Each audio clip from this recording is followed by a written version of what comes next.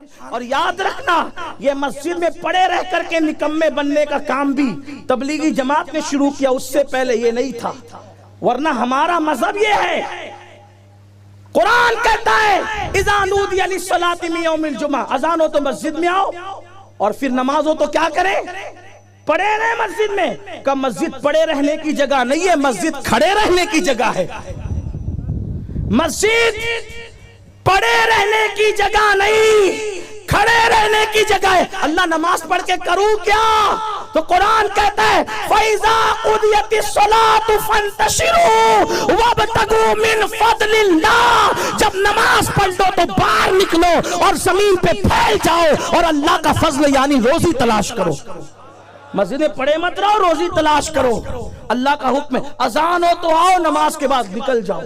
مسجد پڑے رہنے کی جگہ نہیں ہے. چلیے اب پتا چلا کہ یہ جو مسجد ہے اس کے آس پاس تاش کے پتے کھیلنے کی چیز نہیں ہے، اس کے آس پاس گانے بجانے کا وقت نہیں ہے. مسجد میں نماز ہو رہی ہو تو بھی اس کا ادب لازم ہے، اور مسجد میں تالا لگا ہوا ہے تو بھی اس کا ادب لازم ہے. کیوں؟ ایسا ہے کہ جب نماز ہوتی ہے تو یہ مسجد رہتی ہے، اور جب نماز نہیں ہوتی تو پھر یہ کچھ اور بن جاتی ہے، غیر مسجد ہو جاتی ہے.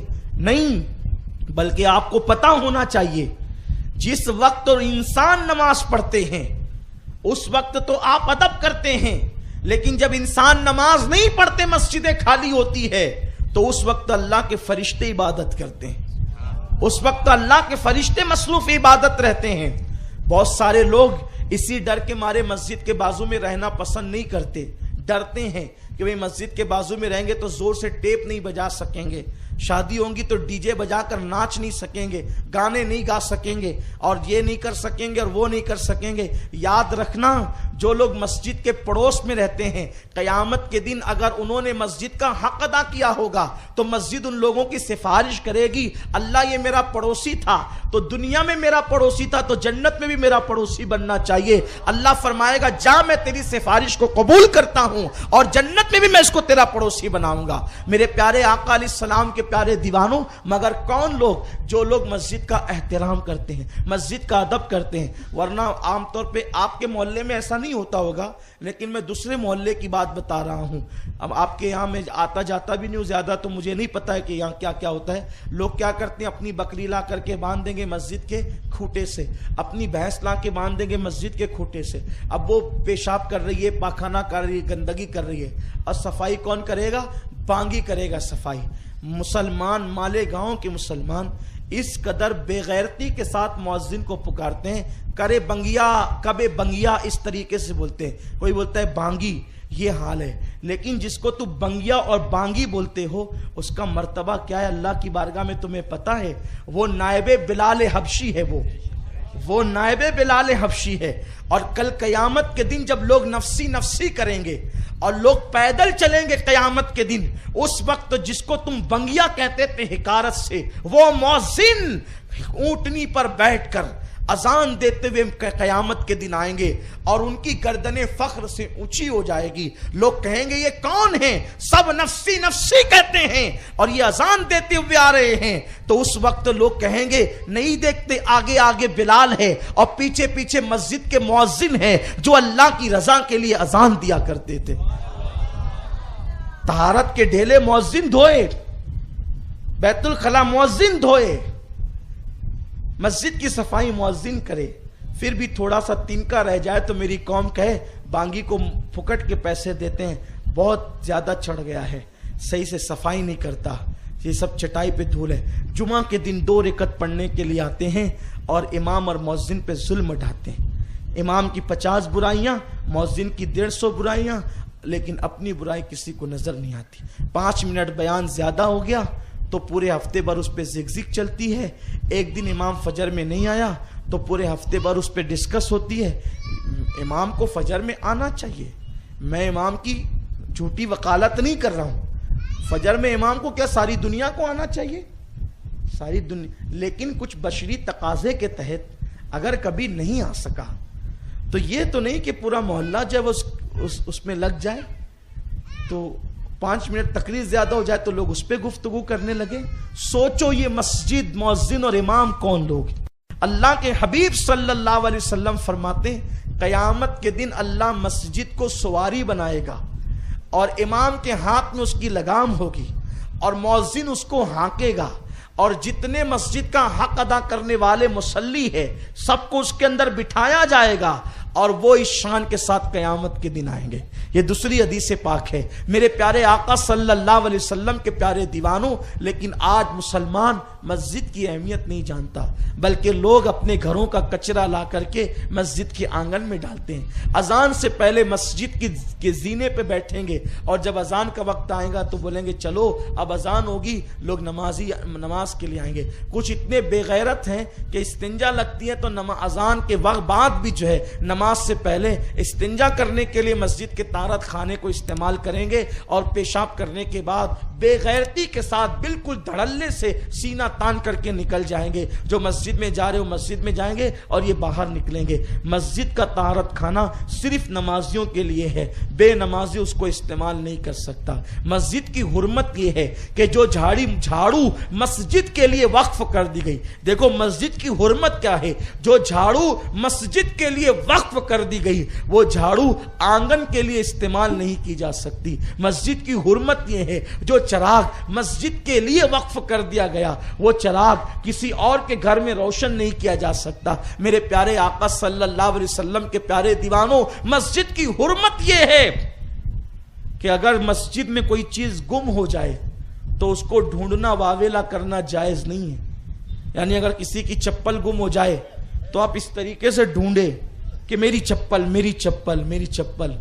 اللہ کے رسول نے ایسے لوگوں پہ لعنت فرمائی اور حضور نے دعا کی جو مسجد میں گم شدہ چیز کو تلاش کرے اللہ اس کی چیز اس کو کبھی نہ ملائے. اللہ اس کی چیز کبھی نہ ملائے. کیوں؟ اگر آپ کسی کے گھر گئے، گھر جانے کے بعد آپ کا موبائل گم ہو گیا تو اگر آپ گھر کے اندر موبائل ڈھونڈیں گے تو شرمندگی کس کو ہوگی؟ کس کو ہوگی؟ گھر والے کو ہوگی کہ میرے گھر میں اس کا موبائل گم ہو گیا. اللہ اکبر. مسجد کی حرمت اور عظمت یہ ہے اگر اللہ کے گھر میں کوئی چیز گم ہو جائے تو اس کو ڈھونڈنے کی اجازت نہیں دی گئی. آس پاس دیکھ لیں، جہاں رکھی تھی دیکھ لیں، خاموشی سے نہیں ملتی ہے چپ چاپ چلے جائیں، ڈھونڈنے کی ضرورت نہیں. اگر ڈھونڈو گے تو رسول پاک واویلا کرو گے، مسجد بدنام ہوگی، مسجد کی عظمت بدنام ہوگی، مسجد کی حرمت پہ لوگ دھبا لگانے کی کوشش کریں گے. تو اللہ کے رسول فرماتے ہیں مسجد میں چیزوں کو ڈھونڈنے کے واویلا کرنے والوں پر اللہ کی لعنت ہو، رسول اور فرشتوں کی لعنت ہو. اور ارشاد فرمایا کہ جو مسجدوں کے اندر گم شدہ چیزوں کو ڈھونڈے اللہ ان کی وہ چیز ان کو کبھی نہ ملائے. لیکن اگر کوئی بندہ مسجد میں کوئی چیز گم ہو گئی، جہاں رکھی تھی وہاں چپکے سے دیکھ لیا، نہیں ملی تو خاموشی سے نکل گیا، اللہ اس سے بہتر چیز اس کو عطا فرمائے گا.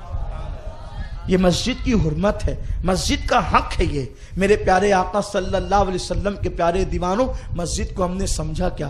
اگر کسی کے گھر میں برکت نہیں ہوتی ہو اور بے برکتی ہو، گھر کے اندر برکتوں کا نزول بند ہو گیا ہو، اس کو چاہیے جب مسجد جھاڑی جاتی ہے، صاف کی جاتی ہے، تو اس کا جو کچرا ہے مسجد کے کچرے کو باہر اس طرح روڈ پہ پھینکنے کی اجازت نہیں دی گئی ہے، بلکہ اس کے لیے حکم یہ ہے یا تو اس کو ایسی جگہ ڈالیں جہاں کسی کا پیر نہ پڑے.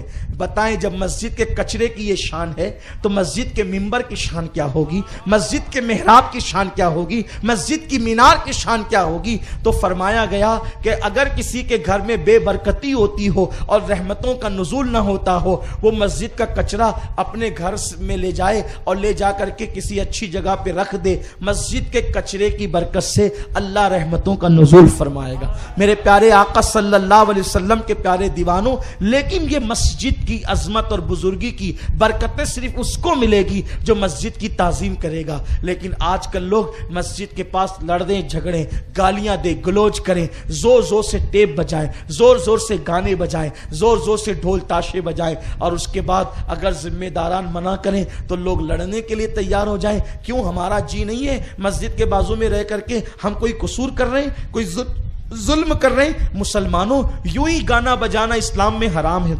اسلام نے گانے بجانے کی اجازت تو نہیں دی ہے. اللہ کے حبیب صلی اللہ علیہ وسلم فرماتے ہیں جو دنیا میں گاتے بجاتے ہوں گے قیامت کے دن وہ اس حالت میں اٹھیں گے کہ ان کے چہرے یا تو سور کی طرح ہوں گے یا تو ان کے چہرے بندر کی طرح ہوں گے. میرے آقا علیہ السلام کے پیارے دیوانوں، اپنا مذہب گانے بجانے کا مذہب نہیں ہے، اپنا مذہب جو ہے وہ معاذ اللہ ناچ گانوں کا مذہب نہیں ہے. اور پھر حیرت کی بات یہ ہے، شادیوں کے موقع پر مسجد کے آنگن میں لوگ منڈپ ڈالتے ہیں اور ڈی جے لگا کر کے ناچتے ہیں. اور عقیدہ کیا ہے؟ مسجد کا دروازہ تو بند ہے، ابھی نماز کا ٹائم نہیں. جب نماز کا ٹائم ہوگا تب ادب کریں گے. یاد رکھیں، جیسے نماز کے وقت میں مسجد کا احترام فرض ہے، ویسے نماز کے بعد بھی مسجد کا احترام فرض ہے. میں مسجد کی عظمت کیا عرض کروں. میرے آقا علیہ الصلوۃ و تسلیم کے غلاموں، بہت پیاری حدیث سنیے اور اپنے ایمان کو تازہ کیجیے. اللہ نہ کرے کوئی بہت بڑے پیر صاحب تشریف لائے اور ان کی آنکھ کے اندر کچرا چلا گیا. اللہ نہ کرے کبھی ایسا ہو. توجہ آپ کی، آپ جس بھی پیر کے مرید ہیں، جس بھی پیر کے آپ مرید ہیں، وہ پیر صاحب تشریف لائے اور ان کی آنکھ میں کچرا چلا گیا. انہوں نے آنکھیں ملنا شروع کی اور آنکھ سے پانی نکلنے لگا. ہر مرید چاہے گا، کیا چاہے گا؟ کاش کہ یہ سعادت مجھے مل جائے کہ میں حضرت کی آنکھ کو پھیلاؤں اور اس میں سے کچرا نکالوں. سب کہیں گے بتاؤ حضرت، بتاؤ بتاؤ بتاؤ حضرت، بتاؤ سید صاحب، بتاؤ پیر صاحب، بتاؤ مولانا صاحب، بتاؤ میں نکالتا ہوں. میں یہی ہوگا نا. اور جو کچرا نکالنے کے لیے آنکھ تک انگلی لے جائے گا کتنا خوش ہوگا وہ. ارے لوگ ہاتھ ملانے ترستے ہیں، میری انگلی تو آنکھ تک پہنچ گئی. اور جو اللہ والے ہوتے ہیں نا، ان کے جسم سے اپنا جسم مس ہو جائے تو اللہ اس پر جہنم کی آگ حرام کر دیتا ہے. اب کون سا پیر اللہ والا ہے اس کی پیشانی پہ تھوڑی لکھا ہے، اسی لیے ہم ہر سنی پیر کا احترام کرتے ہیں. کون سا عالم اللہ والا ہے اس کی پیشانی پہ تھوڑی لکھا ہے، اسی لیے ہم ہر سنی عالم کی تعظیم اور احترام کرتے ہیں. یاد رکھیے. تو آپ ہر آدمی کوشش کرے گا چلو میں نکالوں میں نکالوں. اب آئیے ایک ایسا نسخہ بتاتا ہوں کہ آپ کا ایمان تازہ ہو جائے گا. حضور علیہ السلام فرماتے ہیں کہ مسجد کے اندر جو کچرا ہوتا ہے، جو کھڑا ہوتا ہے، جو تنکا ہوتا ہے، وہ تنکا مسجد میں اگر پڑا رہے تو گویا وہ تمہارے نبی کی آنکھ میں چبھتا ہے. تمہارے نبی کی آنکھ میں چبھتا ہے وہ. اور جو اس کو اٹھا کر کے پھینک دے، توجہ فرمائیں، جو اس کو اٹھا کر کے پھینک دے گویا اس نے نبی کی آنکھ سے چبھتا ہوا کھڑا نکال کر کے باہر کر دیا. جس نے مسجد سے صفائی کی نیت سے کچرا نکال کر، کھڑا نکال کر، تنکا نکال کے باہر کر دیا، تو آقا کریم کے حوالے سے فرمایا گیا کہ گویا کہ اس نے حضور علیہ السلام کی آنکھ سے وہ تنکا نکال کے باہر کیا. سوچو 1450 سال کے بعد پیدا ہوئے، یہ سعادت تو ہمیں نصیب نہیں ہو سکتی تھی کہ ہم حضور کے تلووں کی گرد صاف کریں، لیکن آقا فرماتے ہیں جو صفائی کی نیت سے مسجد سے کھڑا نکالے، مسجد سے تنکا نکالے، گویا وہ رسول پاک صلی اللہ علیہ وسلم کی آنکھوں سے چھپتا ہوا تنکا نکالتا ہے. کتنی بڑی سعادت کی بات ہے. لیکن ہم اگر تنکا دیکھیں، کچرا دیکھیں تو ہم کیا کہتے ہیں؟ بانگی کو بلاؤ، مسجد صاف کیوں نہیں کرتا؟ میں پوچھتا ہوں کیا مسجد صاف کرنا یہ صرف مؤذن کا کام ہے یا ہر مسلمان کا کام ہے؟ جب وہ ہمارے اللہ کا گھر ہے. دیکھو اگر ہم اپنے گھر میں کچرا دیکھتے ہیں تو ہم ایسا کہتے ہیں کہ مؤذن کو بلاؤ یا فلاں کو بلاؤ. ہم دیکھتے ہیں تو ہم خود ہی اس کو صاف کر لیتے ہیں، کیونکہ اپنے گھر کی گندگی ہم صاف نہ کریں گے تو کون صاف کرے گا؟ تو جیسے اپنے گھر میں صفائی رکھتے ہو، اللہ کے گھر میں نہیں رکھ سکتے، اللہ کے گھر میں صفائی نہیں کر سکتے. میں تو کچھ لوگوں کو دیکھتا ہوں مسجد میں آتے ہیں تو پانی کے قطرے مسجد کی چٹائی پہ ٹپکاتے ہوئے آتے ہیں. یہ گناہ ہے. وضو کے پانی کے قطرے مسجد کی چٹائی پہ ٹپکانا گناہ ہے. پھر کچھ لوگ آتے ہیں تو ایسے وہ رومال سے مسجد کی وہ صاف کرتے ہیں.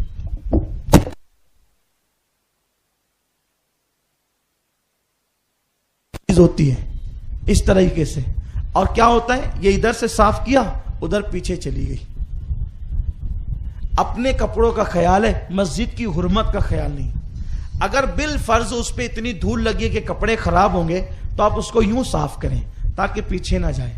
اور اگر مسجد کی دھول پہ نماز پڑھ لیں تو پھر کیا کہنے. جو دھول مسجد کی ہمارے گھر میں جا کر کے برکت پیدا کر سکتی ہے وہ ہمارے جسم سے لگ کر برکت نہیں پیدا کر سکتی. بلکہ اگر کوئی بندہ زمین پہ سجدہ کرے اور اس کی پیشانی پہ مسجد کا غبار لگ جائے تو جب تک کہ وہ غبار اس کی پیشانی پہ لگا رہتا ہے فرشتے اس کے لیے مغفرت کی دعائیں کرتے رہتے ہیں. فرشتے اس کے لیے مغفرت کی دعا کرتے ہیں. اور جو مسجد کے پڑوس میں رہتے ہیں بڑے خوش نصیب ہیں, کیونکہ 5 وقت اذان ہوتی ہے, اذان. اور جن کے گھروں میں اذان کی آواز جاتی ہے اللہ ان گھروں کو آسیب اور جنات کے خلل سے محفوظ فرماتا ہے, بے برکتی اور شیطنت سے محفوظ فرماتا ہے. مگر کون؟ جو مسجد کا احترام کریں. ورنہ اذان کی آواز تو دوسروں کے یہاں بھی جاتی ہے, جو مسلمان نہیں ان کے گھروں میں بھی جاتی ہے, مگر ان کو برکت کیوں نہیں ملتی؟